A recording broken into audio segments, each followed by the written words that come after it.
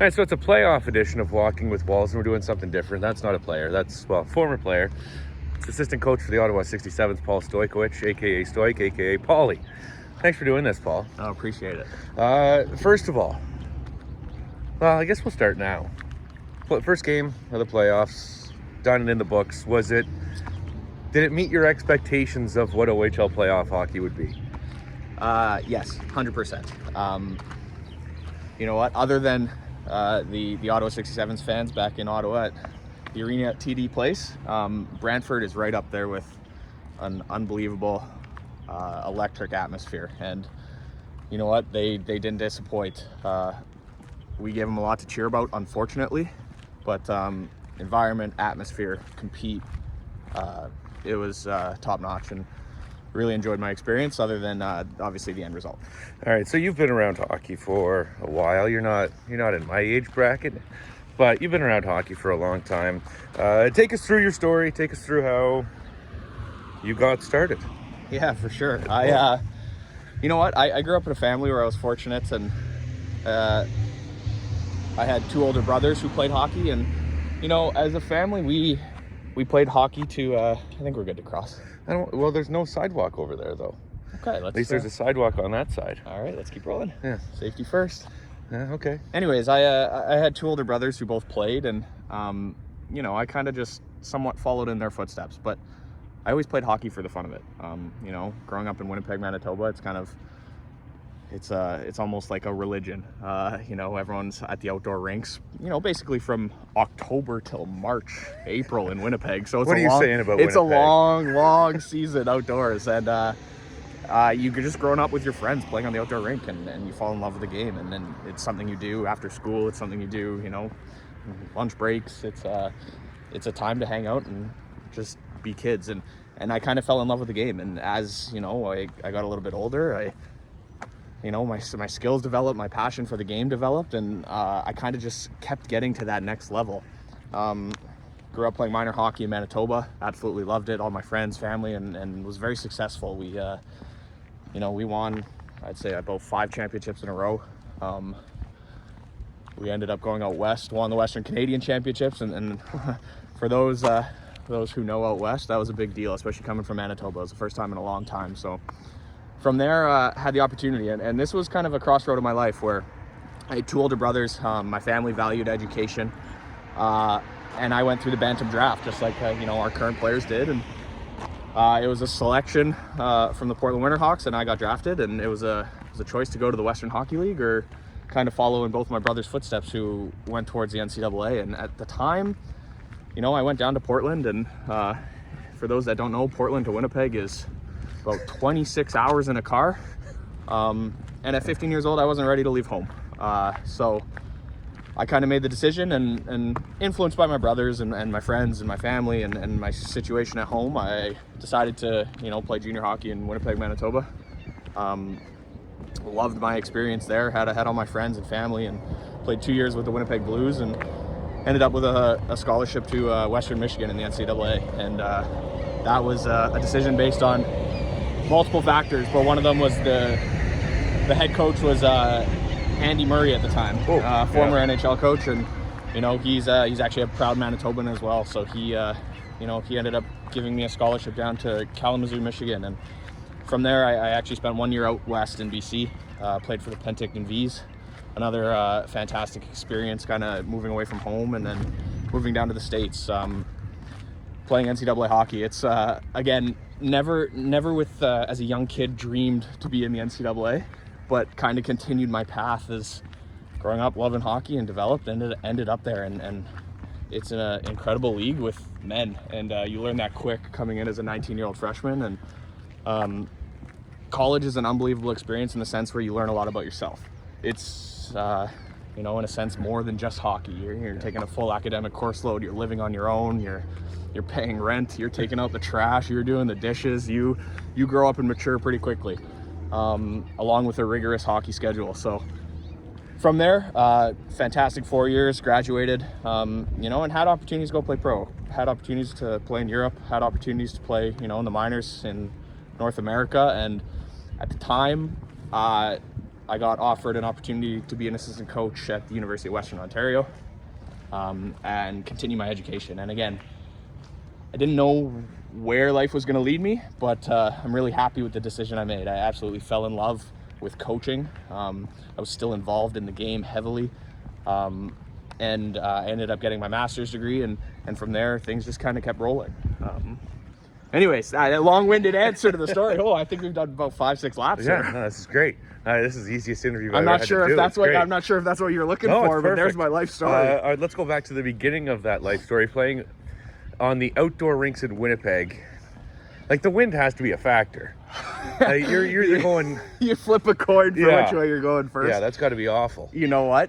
If you bundle and if you're working hard, that it's the incentive to work hard, right? You get the heart rate up, you start sweating a little bit. You're going into the wind. Hey, you got to be going to. You are layered. Gain an advantage. You got balaclavas. I'm just got thinking face masks, about the speed. Forget the cold. The speed factor. Well, maybe that's where I learned how to move the puck. You know, Yeah. Puck moves faster than you, especially into the headwinds of the prairie wind. But So now with your regular season experience in junior hockey at the OHL, CHL level, getting a different view of what could have been, do you think that you would have been able to achieve as much as you did going to Portland?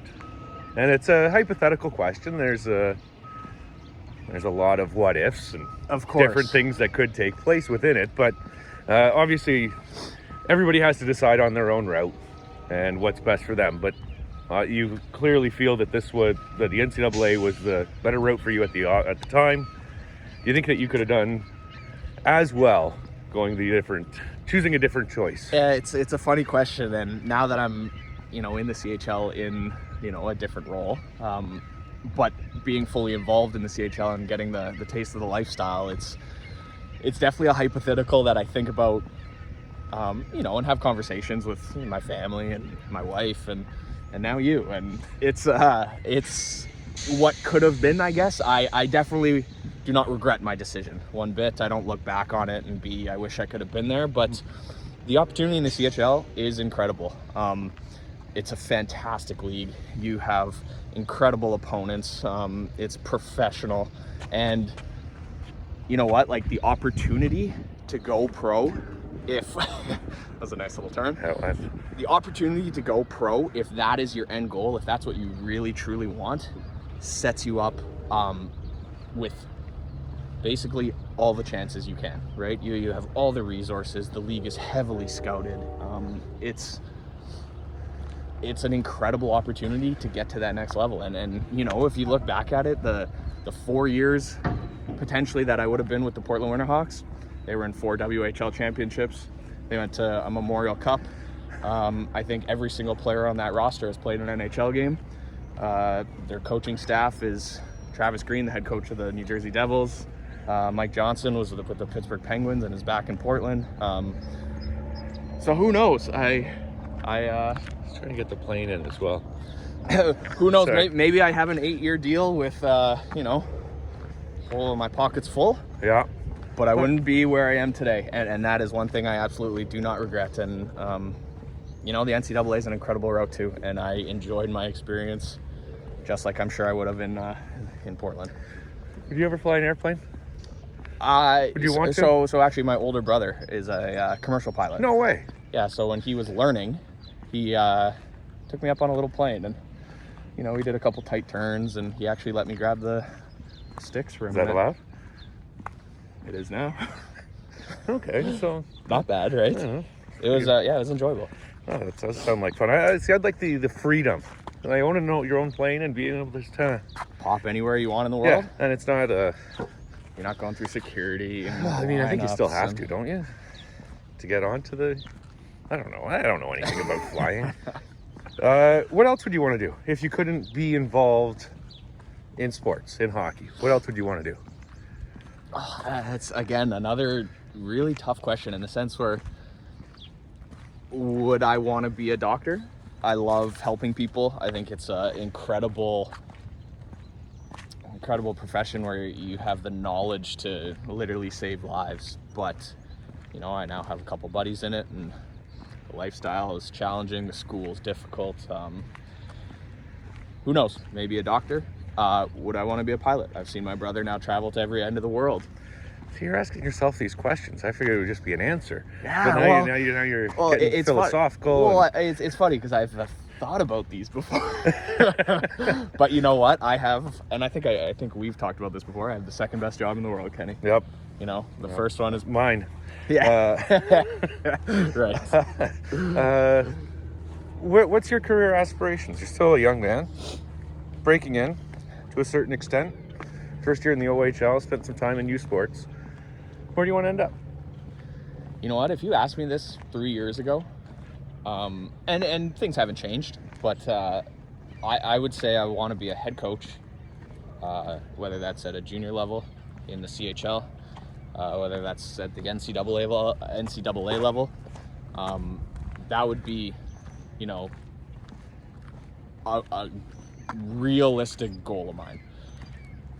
If the Vancouver Canucks came knocking and said, hey, do you want to join our pro organization? I don't think I'm turning that down either. So maybe one day in the future, you know, a pro hockey coach, some sort of involvement within an organization. You know, who knows if management ever comes inching into my life. But right now I'm absolutely obsessed with this job. It's to me, it's not a job. And my buddies all make fun of me that I've never worked a day in my life. And I don't disagree with that.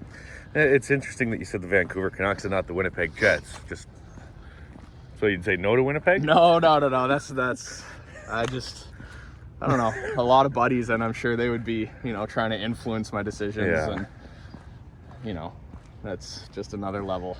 What do you enjoy most about this age group? Because U Sports, you get a little bit older. They've got other priorities other than hockey. With 16 to 20-year-olds right now, their priority is hockey. Right. What's your favorite thing about dealing with this age group? You know what? Over this course of the 68 games, the 5-6 months, one of my favorite things has been that how influential this age group is. They're still learning about themselves. They're still, you know, extremely naive's maybe not the right word, but there's a lot of experiences from hockey that you get to teach, and I love that teaching factor. But not only just the hockey stuff, like I've really enjoyed building relationships with the guys and teaching them things as simple as how to tie a tie, as simple as, you know, holding a door open for somebody. So like just some life skills that, you know, you maybe they could take away with them when their 4 years is done. And maybe if, you know, our PK doesn't work out, then they take away another skill. So that's been one of the best things so far this year. And you get to work with some pretty incredible people as well. Dave Cameron, Norm Milley on the coaching staff, John Stanier, the video coach, Andrew Mercer, goalie coach. List goes on and on. What have you been able to take away from those on the staff and dealing with them for this first year? That's been my biggest growth. Obviously it's my first year in the league, and there's times where you have to manage, you know, meetings and timing and schedule and all that kind of stuff, the off-ice stuff. But the way Dave Cameron manages this team is second to none. And, you know, if I was a player going through junior, I would want Dave as a coach. And that's what I keep thinking. And he's been an incredible mentor to myself. I learn daily, and it's easy for me to come in and just listen, right? Obviously I'm going to voice my opinion when it's the appropriate time, but like he's been through every league I think possible that he can be in, and his experience is unbelievable, and he has such a unique perspective. And that's kind of one of the cool things with our staff is, you know, there's 3 generations on our staff, right? There's Dave, there's Norm Milley, who has had a wonderful hockey career himself and now a coaching career as well, that, you know, when he speaks, you listen, right? He's been there, he's done it. So personally, remember when they took over Ottawa? No, I don't want to go. Why? They still give me nightmares, that's why. Yeah, okay. Anyways, so it's the ability to soak in all of their experiences and all of their you know, all of their information that they continuously teach. And the funny thing is, like, from Dave and Norm and Merce, our goalie coach, and John, and it's like when everyone is just telling a story or something, they don't realize they're teaching. And I'm trying to take things that I really like. I'm trying to take things that maybe I don't know, or I would have, my first reaction I would have handled differently, and I'll be like, okay, that makes sense. Like, how can we, you know, if this ever happens in the future, now use this information in a positive manner so we get the right solution.